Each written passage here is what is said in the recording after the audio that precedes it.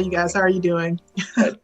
Okay, I just had a couple of questions for the panelists. The first was, in what concrete ways does Memphis's reimagining initiative really strengthen the community's relationship with law enforcement, or how does it not?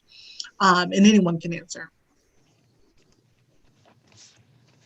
As I understand it right now, it's simply in a task force that is holding focus groups. So I don't think that there's a way that we can, there's no tangible move or change at this point. It's just bringing folks together to ask them what they think about it.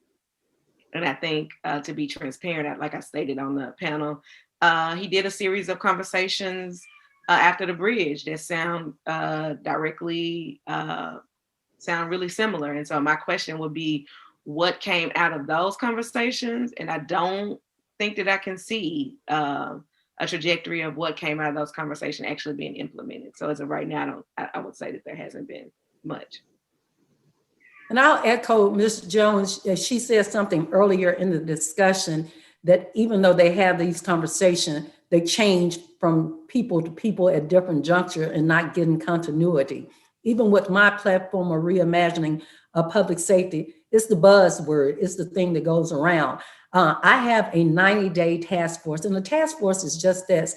It's for a task for a certain amount of time, and then there has to be an accountability. And so at the end of my 90 days, as these persons, they're talking to community leaders, politicians, and everybody, it's to what does this look like?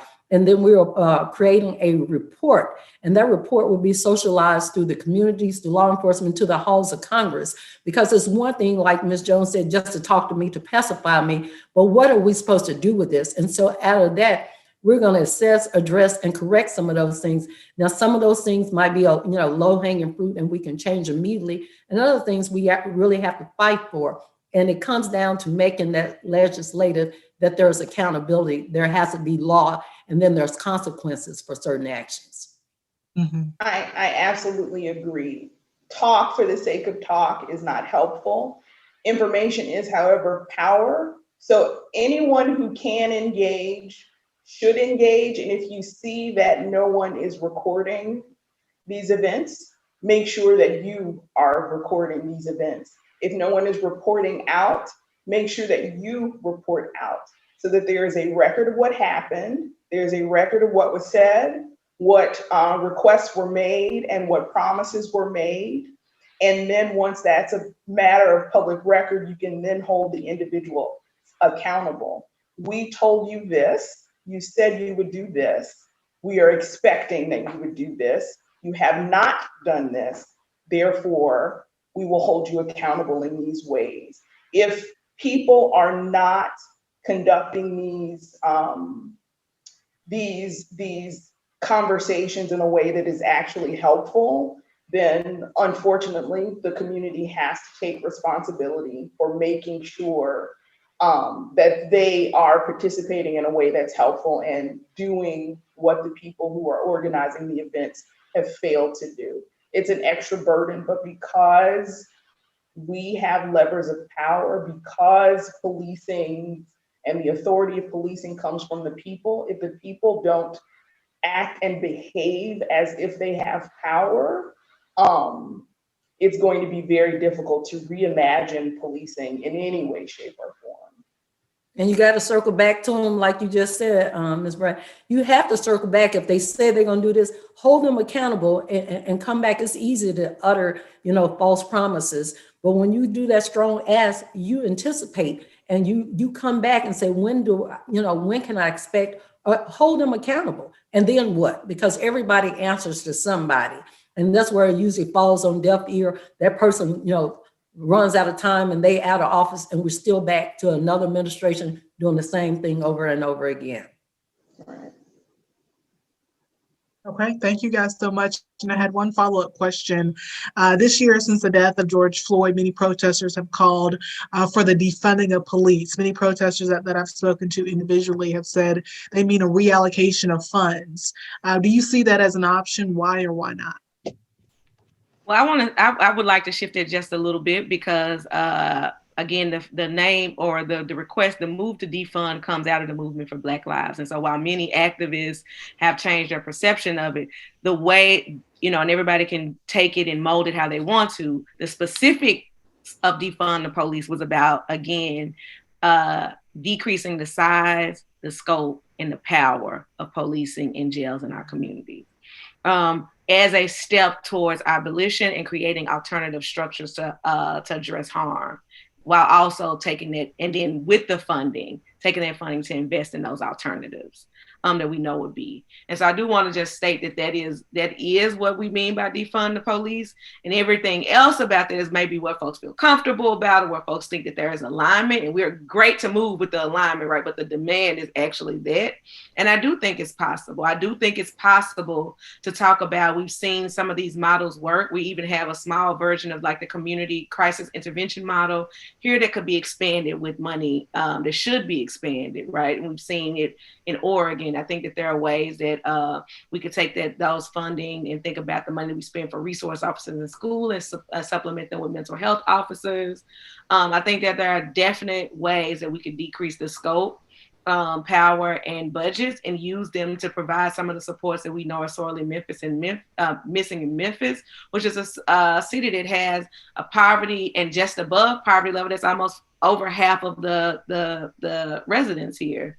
And housing, accessible housing is a major issue. Mental health care is a major issue, and drug addiction is a major issue. And so those are things immediately off the bat that I know that we could allocate funding that would help reduce crime. And then if you take it a step further and think about education and the underfunding of our educational system and what it could look like to shift some of the funding from jails and prisons to education, then I think, disrupting the school to prison pipeline, I think those are definite things that we could do, that we would start to see an almost immediate difference in our communities. And what she said, that was so eloquently put. Exactly.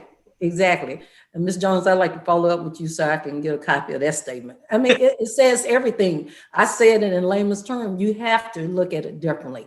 And so you have to reallocate those funding. Everything is not about policing. Everything. And thank you for saying that, Ms. Jones. I mean, I think that was the best explanation, because that's the problem. Everybody has a different definition of what the funding means. But since the origin was Black Lives Matter movement, thank you for that clarity. That was the first I've heard of that. Thank you. I think it's, regardless of the term that we use, we have to understand that we can't have public safety at a discount. If the problems in your community stem from unemployment, lack of affordable housing, lack of educational opportunities, lack of recreation, then giving police a bigger budget to address the problems that derive from that lack is not the answer.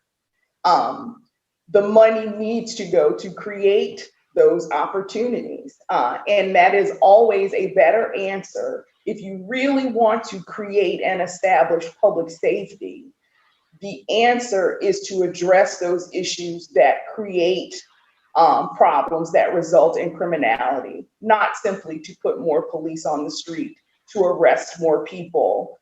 That is not the solution. It is harmful to community and police relationships. It creates less public safety, and it's not the answer to the problem. It's not the solution.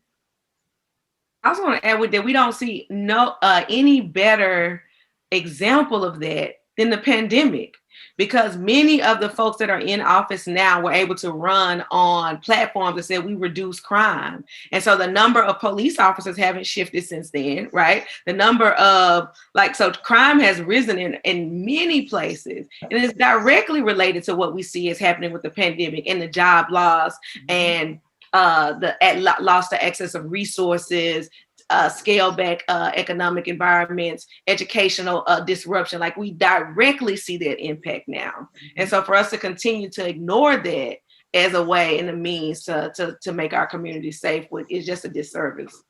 And I think all members of communities, we really have to ask ourselves, do we want public safety or do we want public control? Do we simply not want to see certain behaviors, and as long as we aren't seeing those behaviors, we're fine, although public safety has not increased. And the shortcuts that we take in favor of public control instead of actually creating public safety is a problem that needs to be addressed.